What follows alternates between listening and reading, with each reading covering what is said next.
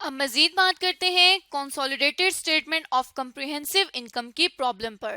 तो जैसे कि अपनी लास्ट वीडियो में हमने यहाँ पर क्वेश्चन देखा था Saqib limited and Furqan limited company का, जिनके लिए जो एडजस्टमेंट्स हैं उनमें पहली एडजस्टमेंट हमने की थी कि ग्रुप का स्ट्रक्चर क्या है। ग्रुप का स्ट्रक्चर आया था 75%। उसके बाद यहाँ क्वेश्चन में 20,000 रुपीज की ऐसी गुड्स दी गई थी जो कि इंटर कंपनी ट्रांजैक्शन से रिलेटेड थी। तो यहाँ पे हमने स्टेटमेंट बनाते हुए रेवेन्यू में से उस रेवेन्यू को और कॉस्ट ऑफ गुड्स सोल्ड में से उस परचेज कॉस्ट को लेस किया था, अनरियलाइज प्रॉफिट को ऐड किया था और साथ ही साथ जो डेप्रिसिएशन है उसको हमने कॉस्ट ऑफ गुड्स सोल्ड में चार्ज किया था, क्योंकि क्वेश्चन के मुताबिक जो थर्ड एडजस्टमेंट है उसमें ये कहा गया था कि डेप्रिसिएशन को कॉस्ट ऑफ गुड्स सेल्स में चार्ज करना है। तो मतलब यहाँ पे हमने फर्स्ट और थर्ड एडजस्टमेंट के इम्पैक्ट्स देख लिए थे। अब हमने सेकंड को एडजस्ट करना है जो कि ऑपरेटिंग कॉस्ट से रिलेटेड है, और यहाँ तक हमने स्टेटमेंट में ग्रॉस प्रॉफिट को कैलकुलेट कर लिया था।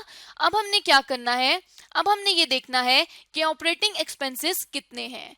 तो अगर ऑपरेटिंग एक्सपेंसेस की तरफ चलें तो साकिब लिमिटेड के ऑपरेटिंग एक्सपेंसेस हैं 93,000 रुपीज। इसी तरह से फुरकान लिमिटेड के ऑपरेटिंग एक्सपेंसेस हैं 45,000 रुपीज। कंसोलिडेशन में हम पेरेंट और सब्सिडरी दोनों कंपनीज के एक्सपेंसेस और इनकम्स को कंबाइन करते हैं। तो यहाँ पे ऑपरेटिंग एक्सपेंसेस दोनों के ऐड किए जाएंगे। साथ ही साथ अगर सेकेंड एडजस्टमेंट देखी जाए तो उसमें ये कहा जाता है कि goodwill has been subject to an impairment review, कि गुडविल का इम्पेयरमेंट रिव्यू किया गया at the end of the each year, साल के आखिर में किया जाता है।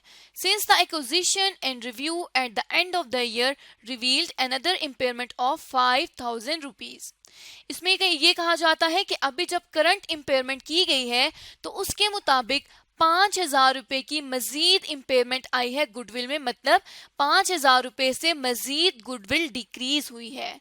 The current impairment is to be recognise as an operating cost, और साथ ही साथ कंपनी ये कह रही है कि जो करंट इम्पेयरमेंट है गुडविल की उसको as an operating cost charge किया जाएगा।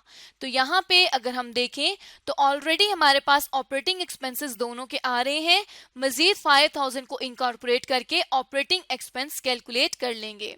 तो यहाँ पे अगर हम देखें तो 93,000 रुपीज जो है वो हमारे पास साकिब लिमिटेड कंपनी के ऑपरेटिंग एक्सपेंसेस हैं, 45,000 फुरकान लिमिटेड के और 5,000 इम्पेयरमेंट है।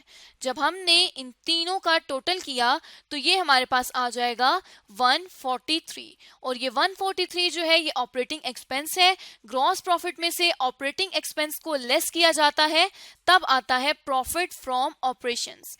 तो यहाँ पे हम इसको लेस करेंगे तब हम प्रॉफिट फ्रॉम ऑपरेशंस को कैलकुलेट कर सकते हैं। इस प्रॉफिट का ये मतलब है कि कंपनी अपने डेली रूटीन के ऑपरेशन करने से इतना प्रॉफिट गेन कर रही है। तो यहाँ पर 381 रुपीज ग्रॉस प्रॉफिट के, उसमें से 143 रुपीज को लेस कर देंगे तो 238 रुपीज जो है वो प्रॉफिट फ्रॉम ऑपरेशंस आ जाएगा। अब अगर क्वेश्चन की तरफ चलें तो यहाँ पे प्रॉफिट फ्रॉम ऑपरेशंस में उसके बाद जो एक्सपेंस आता है वो आता है फाइनेंस कॉस्ट का। फाइनेंस कॉस्ट को ऑपरेटिंग एक्सपेंसेस में डील नहीं किया जाता, बल्कि ऑपरेटिंग एक्सपेंसेस वो होते हैं जो रोजमर्रा की जिंदगी में, रोजमर्रा के जो कंपनी के अफेयर्स होते हैं उनके लिए इखराजात किए जाते हैं। तो यहाँ पे फाइनेंस कॉस्ट क्योंकि लोन पे होती है, फाइनेंस पे होती है, इसलिए हम इसको प्रॉफिट फ्रॉम ऑपरेशंस के बाद चार्ज करते हैं। और जो फाइनेंस कॉस्ट है वो सिर्फ और सिर्फ फुरकान लिमिटेड से रिलेटेड है। तो यहाँ पे हम क्या करेंगे, और उसके अलावा हम देख सकते हैं कि किसी एडजस्टमेंट में भी फाइनेंस कॉस्ट का जिक्र नहीं किया गया। तो हम यहाँ सिंपली क्या करेंगे कि फाइनेंस कॉस्ट को चार्ज कर देंगे, और फाइनेंस कॉस्ट है 3 रुपीज की और कॉस्ट जो है वो लेस होती है, इसलिए हमने इसके साथ माइनस का साइन लगा दिया है। अब यहाँ पर जो प्रॉफिट आ जाएगा अगेन हम कैलकुलेट करेंगे फाइनेंस कॉस्ट निकालने के बाद, वो आ जाएगा प्रॉफिट बिफोर टैक्स, और हम यहाँ पर सेपरेट स्टेटमेंट में भी देख सकते हैं कि प्रॉफिट बिफोर टैक्स गिवन है। अब यहाँ पे कंपनी के जो दोनों प्रॉफिट्स हैं उनको हम देख लेंगे।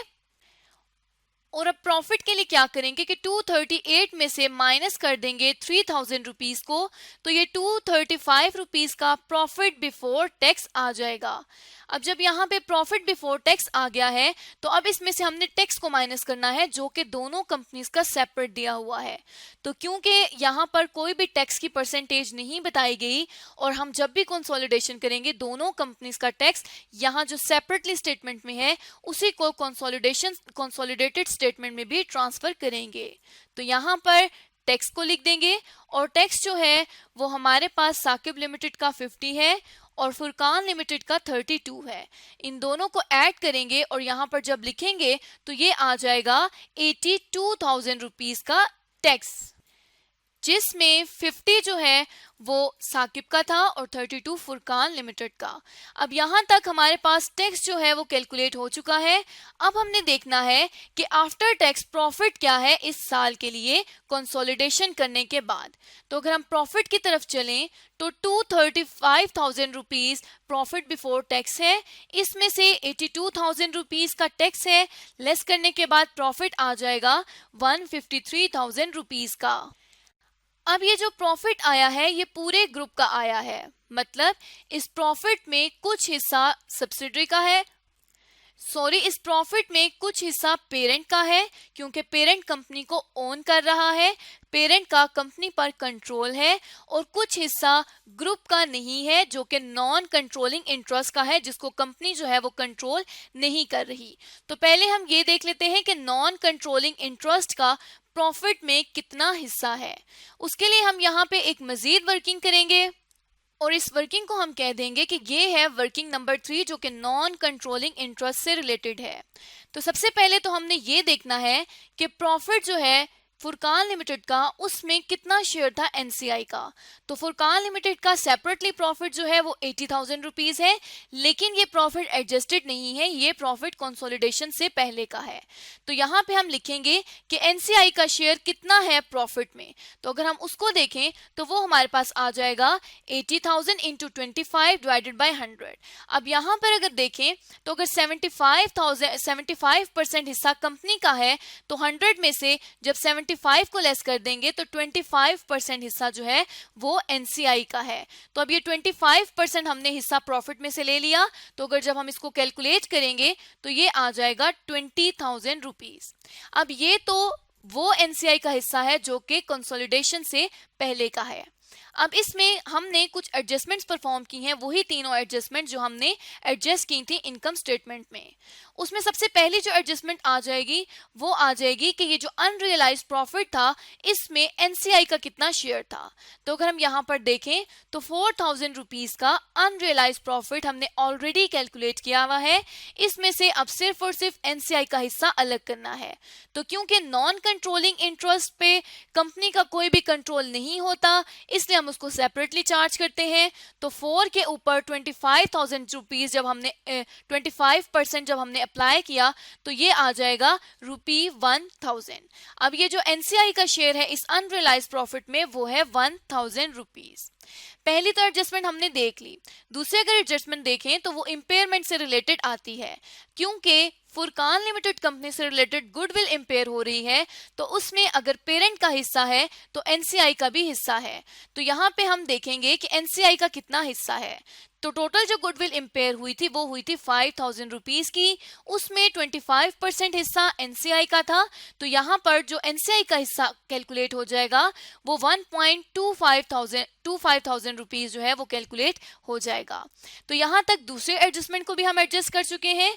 अब लास्ट जो एडजस्टमेंट आती है वो आती है डेप्रिसिएशन से रिलेटेड, कि अगर 15,000 रुपीज की डेप्रिसिएशन चार्ज की गई है तो क्योंकि ये ग्रुप में की गई है अब इसमें कुछ हिस्सा ग्रुप का है और कुछ हिस्सा नॉन कंट्रोलिंग इंटरेस्ट का है। तो यहाँ से हम फेयर वैल्यू ऑफ डेप्रिसिएशन में एनसीआई को भी हिस्सा देंगे जो कि कितना हो जाएगा 25%। तो जब 15,000 रुपीज़ का 25% हमने कैलकुलेट किया तो वो आ जाएगा 3.75 रुपीज़। अब हमने ये जो हमारे पास एनसीआई का शेयर आ रहा है प्रॉफिट का, जो कि स्टार्ट ऑफ द ईयर पे था जब कंसोलिडेशन नहीं परफॉर्म की गई थी, तो उस टाइम के हिस्से में हमने ये तमाम एडजस्टमेंट्स करनी है, जिसमें से अनरियलाइज्ड प्रॉफिट को लेस करना है, एनसीआई की इम्पेयरमेंट को लेस करना है और share of fair value depreciation को हमने लेस करना है। तो यहाँ पे जब हम 20 में से 1 और उसमें से 1.25 और साथ ही साथ 3.75 थाउजेंड रुपीज को लेस करेंगे तो ये 14,000 रुपीज एनसीआई का इंटरेस्ट आ जाएगा, एनसीआई का जो है वो हिस्सा आ जाएगा अभी वाले प्रॉफिट में, जो कि हमने ऑलरेडी 153,000 रुपीज कैलकुलेट किया है। तो यहाँ पे हम लिख देंगे कि नॉन कंट्रोलिंग इंटरेस्ट का जो हिस्सा है उसको हमने थर्ड वर्किंग में कैलकुलेट किया है, जो कि 14,000 रुपीज आया है। तो अब 153 में से जब हमने लेस कर देना है 14 को, तो हमें पता चल जाएगा कि 139,000 रुपीज जो है वो ग्रुप का हिस्सा है। तो यहाँ पे अब अगर हम इन दोनों को टोटल करें तो तब भी हमारे पास कितना आ जाएगा, 153,000 रुपीज ही आ जाएगा। तो जब भी consolidated statement of comprehensive income बनाई जाएगी, उसमें प्रॉफिट फॉर द ईयर में इस तरह से जिस तरह हमने एडजस्टमेंट पास की हैं उस तरह एडजस्टमेंट्स करके नॉन कंट्रोलिंग इंटरेस्ट को कैलकुलेट किया जाएगा और इस प्रॉफिट में ग्रुप और नॉन कंट्रोलिंग इंटरेस्ट के हिस्से को स्पेसिफिकली शो किया जाएगा कि इतना हिस्सा नॉन कंट्रोलिंग इंटरेस्ट का है और इतना हिस्सा ग्रुप का है, ताकि जब इन्वेस्टर्स इस स्टेटमेंट को देखें तो वो अपनी डिसीजन मेकिंग को बेहतर परफॉर्म कर सकें। Consolidated statement of comprehensive income बनाने का मकसद ही ये है कि कंपनी का एक ट्रू एंड फेयर व्यू जाना चाहिए शेयर होल्डर्स के पास कि एक्चुअली ग्रुप का कितना हिस्सा है और जो हिस्सा ग्रुप कंट्रोल नहीं कर रहा, जिसको हम एनसीआई कहते हैं, उसका कितना हिस्सा है।